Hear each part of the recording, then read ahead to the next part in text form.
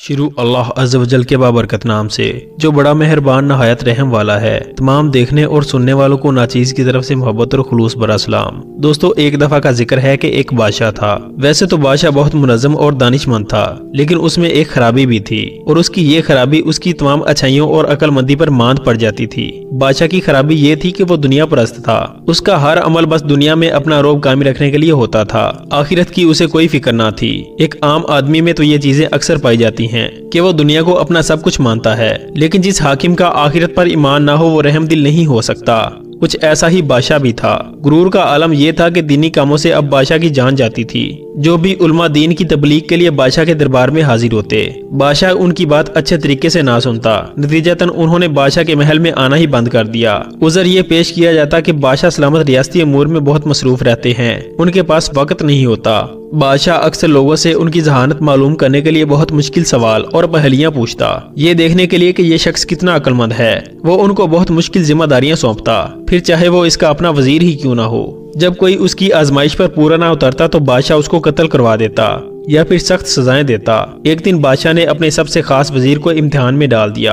बादशाह ने वजीर को तलब किया और अपने आला जानवरों में से एक गाय 10 दिन तक पालने के लिए वजीर के हवाले कर दी और शर्त ये रखी कि वजीर उस गाय का खूब ख्याल रखेगा, लेकिन अमानत में खयानत नहीं होगी। इन 10 दिनों में गाय का वजन ना बढ़ना चाहिए और ना ही कम होना चाहिए, बल्कि जितना वजन इस वक्त है उतना ही वापसी का वक्त भी होना चाहिए। वजीर ने गाय ली और जान की अमान चाहते हुए बादशाह के दरबार से रुखसत चाही। वजीर उस वक्त गहरी परेशानी में था। ये भला कैसे मुमकिन था कि एक जानवर का खूब ख्याल भी रखा जाए और फिर उसका वजन भी ना बढ़े। उसके बाद क्या वजीर बादशाह के इम्तिहान में पास हो गया या फिर गाय का वजन बढ़ने या कम होने की वजह से उसको सजा झेलना पड़ी? इन सवालों के जवाब जानने के लिए वीडियो को आखिर तक देखें और ऐसी मजीद वीडियोस देखने के लिए हमारे चैनल को सब्सक्राइब करें। बादशाह ने उसे दरबार से 10 दिन की छुट्टी दे दी। वो वजीर रात भर अल्लाह ताला की इबादत करता रहा और रो रो कर उससे मदद मांगता रहा। इस तरह 2 दिन गुजर गए। तीसरे दिन वो चारा खरीदने की गरज से बाजार की तरफ गया। चारे वाली दुकान के बाहर कई लोग जमा थे। उन्होंने वजीर से तलब किया, वैसे तो आप बादशाह के खास वजीर हैं, लेकिन ये दिन में 2 बार चारा खरीदने का क्या मामला है? वजीर ने अपनी परेशानी का जिक्र उनसे किया